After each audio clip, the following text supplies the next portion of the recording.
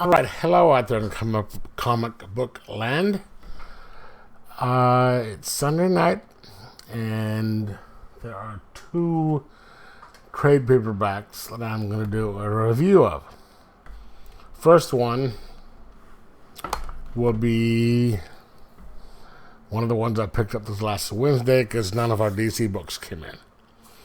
And I picked up what appears to be a number one of the second series of the book.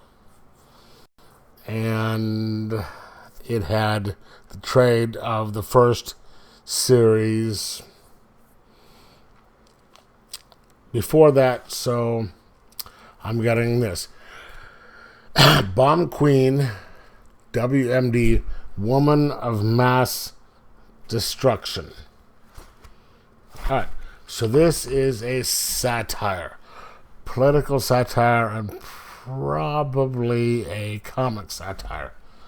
So you have the Bomb Queen, who is given a city to control. She is the dictator of Newport City. It doesn't really give an exact location of where this city is, but she is in charge.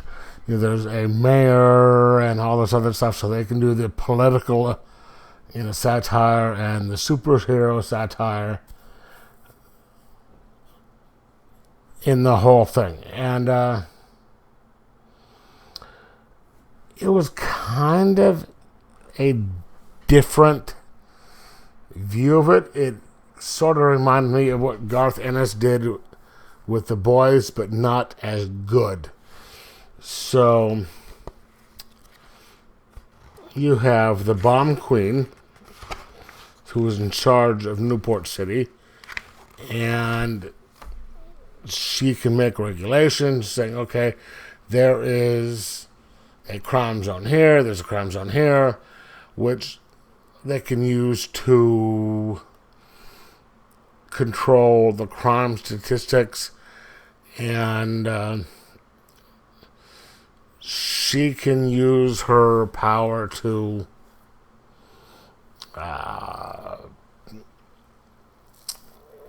control or influence the elections.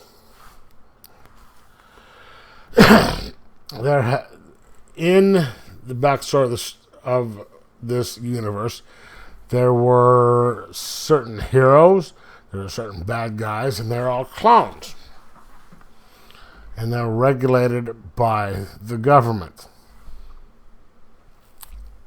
It sort of reminds me of The Boys. I don't know which came first or not, but the Bomb Queen is one of the few remaining people, so that makes her, of the superheroes or villains, she's a villain. And so that makes her the more successful.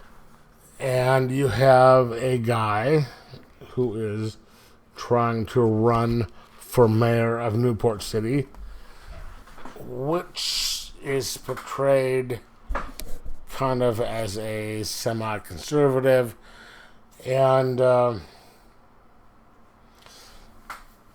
person who is running the city now is her lapdog.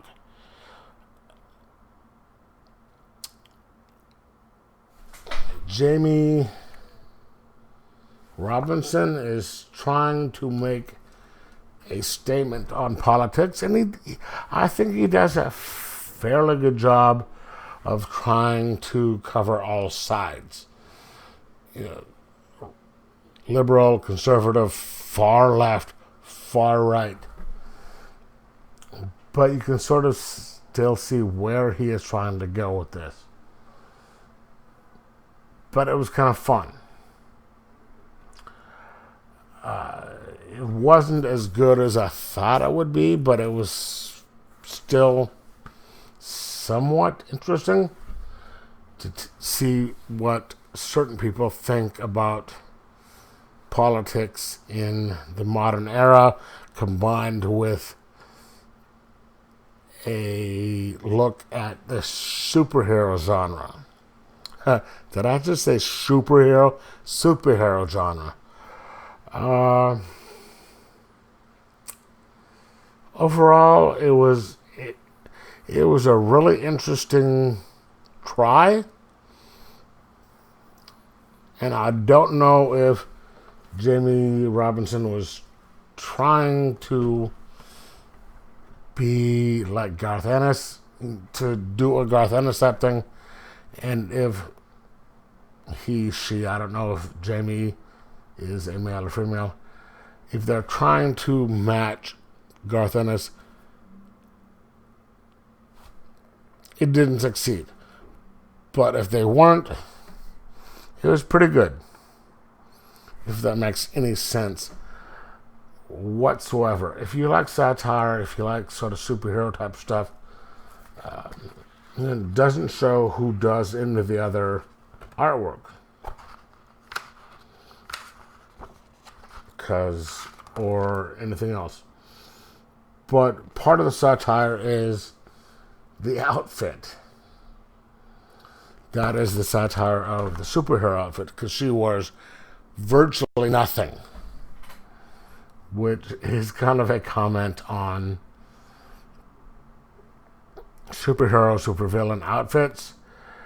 The attitude that they have is